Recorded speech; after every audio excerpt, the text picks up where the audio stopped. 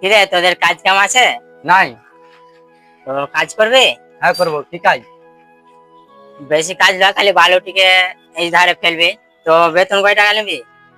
কত দিবেন আপনি? তোরা কততে কাজ করিস? আমরা এই ধরেন 400-500। ঘন্টায়?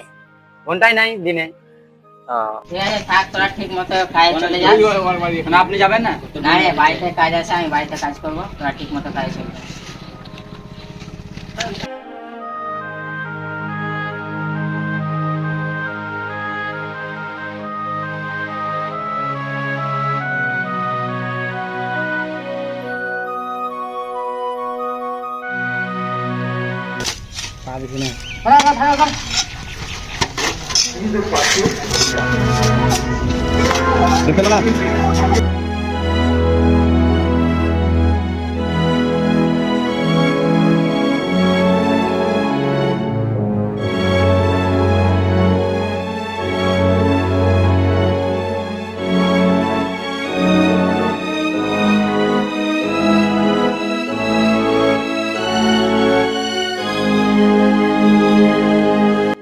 আমাদের 1000 কাজ হলো, মালিককে এবার 1500 লিখে দেবো। মালিক যদি কিছু বলে? হ্যাঁ, মালিক কি বলবে? যা মশলা মাখা যা। আরে মালিক চলে এসছে। কিরে, কত দূর কাজ হলো? কতক্ষণ কাজ হলো? 1500 কাজ হলো আমাদের। ওই হিসাব করে। 375 টাকা হলো। আরে 3 জনের হিসাব কর। কত হলো রে 3 জনের? 3375 টাকা। এই নে ধর। সব পয়সা ঠিক আছে তো? হ্যাঁ ঠিক আছে। এলে টাকা নে। আপনি ব্যাগ বলেন না কি কাজ করি না করি।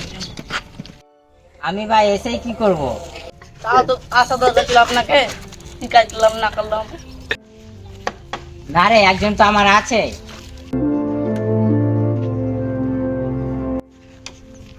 কই কাউকে দেখতে পেলাম না আশেপাশে। না রে, আমার তো আল্লাহ আছে। তিনি আমার পক্ষ থেকে সবচাইতে বড় সাক্ষী।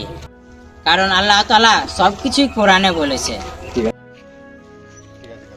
তোরা যদি আমার সাথে ধোঁকাবাজি করিস তাহলে কিয়ামতের দিন তোরা ঋণী থাকবি, আর সেদিন সবই বুঝতে পারবি। ঠিক আছে, আজান দিয়ে দিয়েছে, তোরা গোসল টোসল করে মসজিদের দিকে আয়। ঠিক আছে ভাই।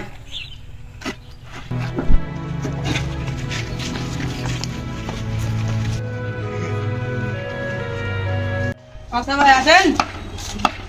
আসসালামু আলাইকুম ভাইজান। ওয়ালাইকুম আসসালাম, এসো। টাকা আপনার। কিসের টাকা এটা?